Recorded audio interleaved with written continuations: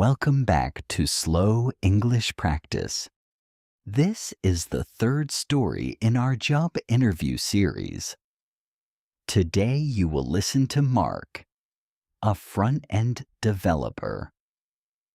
Sarah is interviewing him for a position at a software company. Let's listen.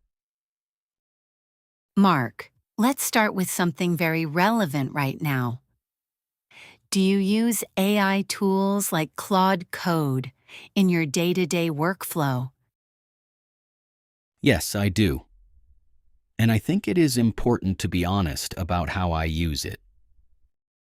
I use Claude Code mainly to speed up repetitive tasks, things like generating boilerplate, writing unit tests for straightforward functions, or getting a quick second opinion on a piece of logic. But I never just copy what it generates without reading it. I always review the output, because AI can produce code that looks correct, but has subtle issues, especially around edge cases or project-specific context that the model does not have. For me, it is a tool that reduces the time I spend on the mechanical parts of development. That frees up more time and energy for the parts that actually require thinking, architecture decisions, debugging complex problems, or understanding the business requirements behind a feature. I see it the same way I see any other tool in my editor. It is useful when you know what you are doing with it. That is a very balanced perspective, Mark. Thank you. A short note. Mark used the phrase boilerplate. In programming, boilerplate refers to sections of code that are repeated in many places with little or no variation, standard code that you write at the beginning of almost every project. Now let's listen to the next question. My next question is about working with designers. How do you handle a situation when the design you receive is technically difficult to implement? My first rule is never to say, "This is impossible," right away. When I see a design that looks complex to build, I start by understanding what the designer is actually trying to achieve for the user. Sometimes what looks difficult technically is solving a very specific problem. And if I understand that problem, I can suggest an alternative approach that achieves the same result.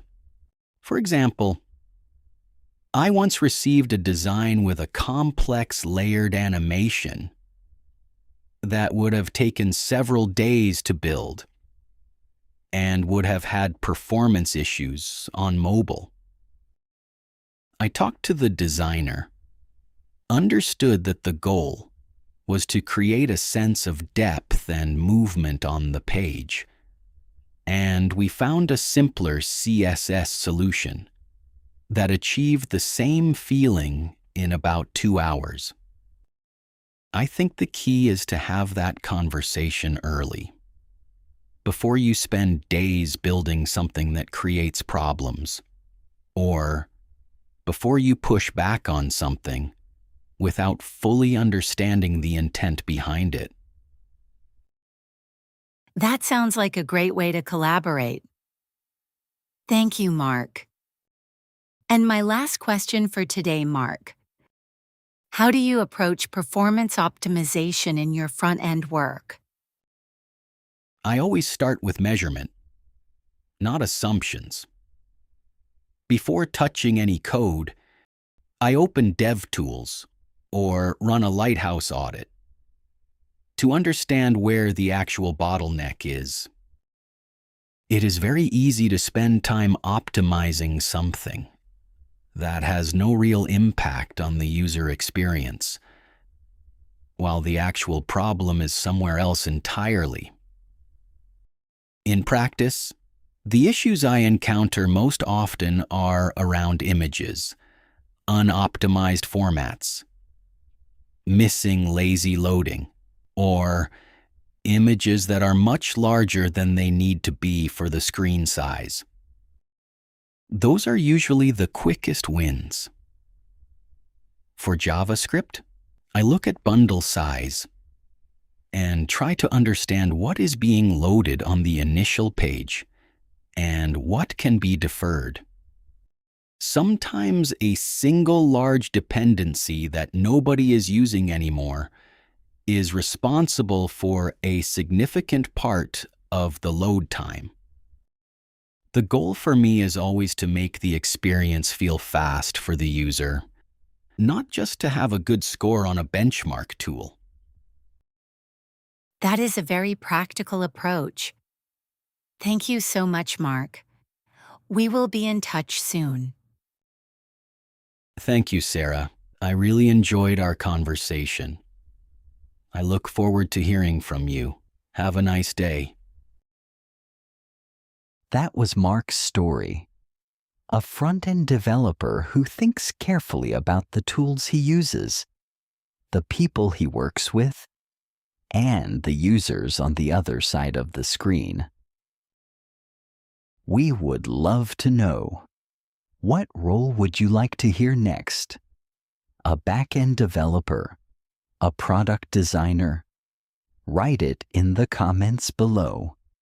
It will help us choose the next story. If you found this conversation useful, leave a like. It helps other English learners find this series. And if you are not subscribed yet, now is a good time. New stories come out regularly, and you do not want to miss the next interview. Your homework today. Think about how you would answer this question in English. How do you handle a situation when someone disagrees with your decision? Write 2 or 3 sentences. Keep it honest and specific, just like Mark did. Thank you for listening. Until next time.